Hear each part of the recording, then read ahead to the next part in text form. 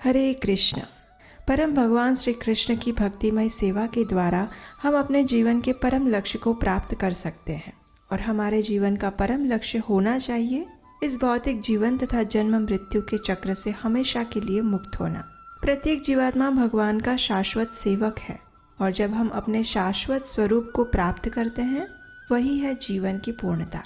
इस पूर्णता को प्राप्त करने की विविध प्रक्रियाओं में से एक अत्यंत महत्वपूर्ण कार्य है एकादशी व्रत का पालन करना। हरिवासर अर्थात एकादशी तिथि भगवान श्री कृष्ण की अत्यंत प्रिय है और ऐसी ही परम मंगलकारी एकादशी तिथि है कामदा एकादशी। तो चलिए इस पुण्य प्रदायिनी कामदा एकादशी की कथा सुनते हैं। लेकिन उससे पहले अगर आप इस चैनल पर पहली बार आए हैं या फिर अभी तक आपने इसे सब्सक्राइब नहीं किया तो अभी जाइए नीचे सब्सक्राइब बटन पर और उसे क्लिक कीजिए। हाँ दोस्तों, कहा जाता है कि पुंडरीक नाम का नागों का एक राज्य हुआ करता था। यह राज्य बहुत ही वैभवशाली और संपन्न था। इस राज्य में अप्सराएं, गंधर्व और किन्नर रहा करते थे। वहाँ ललिता नाम की एक बहुत ही सुंदर अप्सरा भी रहा करती थी। उसका पति ललित भी वही रहता था। ललित नाग दरबार में गाना गाता और अपना नृत्य दिखाकर सबका मनोरंजन करता था।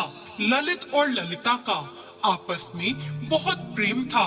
एक बार राजा पुंडरीक ने ललित को गाना गाने और नृत्य करने का आदेश दिया। ललित नाचते हुए और गाना गाते हुए अपनी पत्नी ललिता को याद करने लगा, जिससे उसके नाचने और गाने में भूल हो गई। उस सभा में कर्कोटक नाम के एक नाग देवता भी उपस्थित थे। उन्होंने पुंडरीक राजा को ललित की गलती के बारे में बता दिया। इस बात से नाराज होकर राजा पुंडरीक ने ललित को राक्षस बनने का श्राप दे दिया और श्राप मिलते ही ललित एक बहुत ही बुरा दिखने वाला राक्षस बन गया।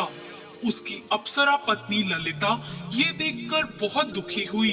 ललिता अपने पति की मुक्ति के लिए उपाय ढूंढने लगी। तब एक मुनि ने ललिता को कामदा एकादशी के व्रत रखने की सलाह दी। ललिता ने मुनि के आश्रम में एकादशी व्रत का पालन किया और इस व्रत को रखने से उसे जो भी पुण्य मिला उसका लाभ उसने अपने पति को दे दिया। व्रत की शक्ति से ललित को अपने राक्षस रूप से मुक्ति मिल गई और वो फिर से एक सुंदर गायक गंधर्व बन गया। तो दोस्तों, ये थी कामदा एकादशी की व्रत कथा। कामदा एकादशी के व्रत में भगवान विष्णु की पूजा की जाती है। इस दिन व्रत करने से हर तरह के दुख और कष्टों से मुक्ति मिलती है। मान्यता है कि इस दिन व्रत और पूजा करने से भगवान विष्णु सभी अधूरी मनोकामनाएं पूरी कर देते हैं। इसलिए इसे कामदा या फिर फलदा एकादशी भी कहा जाता है।